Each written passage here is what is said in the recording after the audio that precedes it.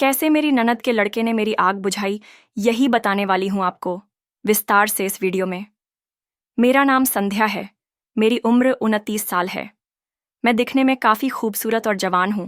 मैं अपने घर पर अपने पति और एक बच्चे के साथ शहर में रहती हूं। मेरा बेटा 5 साल का है और शायद यही कारण था कि मेरे पति मुझसे दूरी बनाकर रखने लगे थे। मेरे पति की बड़ी बहन का लड़का यानी मेरा भांजा 20 साल का है। उसका नाम अमन है।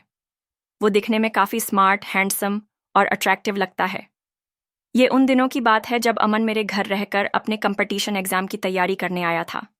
दरअसल हुआ ये था कि अमन की मम्मी ने एक दिन मेरे पति के पास कॉल किया और कहा, भाई, अमन को यहाँ पढ़ने में दिक्कत हो रही है। अगर आप इसको अपने घर बुला लेंगे तो ये वहाँ अच्छे से अपनी तैयारी कर लेगा, क्योंकि आपके घर का माहौल शांत रहता है। मेरे पति ने जवाब दिया, क्या दीदी, अपने ही बच्चे को अपने घर भेजने के लिए क्यों पूछ रही हैं? ये तो आपका ही घर है, आप जल्दी से उसको भेज दीजिए। फिर अगले दिन अमन हमारे घर आया। मैं उसको देखकर बहुत खुश हुई।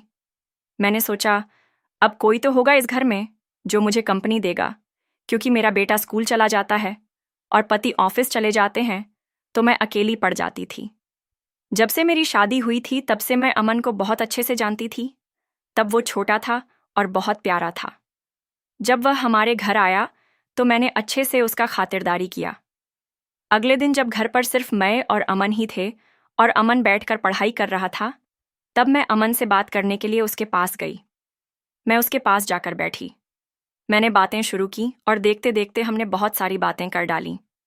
बातों ही बातों मैंने हंसी में उससे पूछा, अमन, इतने बड़े हो गए हो, गर्लफ्रेंड तो ज़रूर होगी तुम्हारी? उसने जवाब दिया, नहीं मामी, एक थी लेकिन बहुत टॉक्सिक थी, इसलिए ब्रेकअप कर लिया। मैंने पूछा, याद तो आती ही होगी उसकी? उसने कहा, हाँ मामी, लेकिन क्या ही कर सकते हैं अब। मैंने कहा, कोई बात नहीं अमन, किसी भी चीज़ की ज़रूरत होगी तो सबसे पहले मुझे बताना, तुम्हारी मामी तुम्हारी हर ज़रूरत को पूरा करेगी। उस दिन गर्मी बहुत थी तो नहाने के बाद मैं बहुत हल्की टी शर्ट और लोवर पहनी ताकि गर्मी न लगे। मैंने अमन को भी बोल दिया कि नहा लो। मैं अपने रूम में जाकर आराम करने लगी, तभी अचानक से अमन आया और उसने कहा, मामी, बाथरूम में पानी नहीं आ रहा है। मैं उठकर गई और मैंने मोटर ऑन किया। तभी मैंने अमन का बॉडी देखा। अमन जिम जाता था और उसने काफ़ी अच्छी बॉडी बना रखी थी। मैंने उसके बॉडी की थोड़ी तारीफ कर दी, जिस पे वो शर्मिंदगी से मुस्कुराने लगा। उसकी मुस्कुराहट में जो छिपा हुआ इशारा था वो मैं अच्छे से समझ गई। फिर मैं अपने रूम में चली गई। मैं सोचने लगी कि क्या यह सही होगा कि मैं अमन के कल्पना की साक्षी बनूं, क्योंकि मैं समझ गई थी वो क्या कल्पना कर रहा है। मैं सोचने लगी कि अगर ये बात किसी और को नहीं पता चलेगी तो इसमें कुछ गलत होने का सवाल ही नहीं उठेगा, क्योंकि ये बात हमारे बीच ही रहेगी। और कोई बात तब तक गलत साबित नहीं होती जब तक कोई उसको गलत साबित करने को विवश न हो जाए।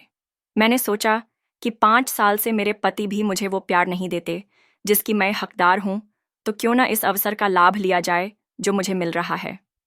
तभी कुछ ऐसा हुआ जिसने मेरी ख्वाहिश को साकार करने में बहुत ही अहम भूमिका निभाई।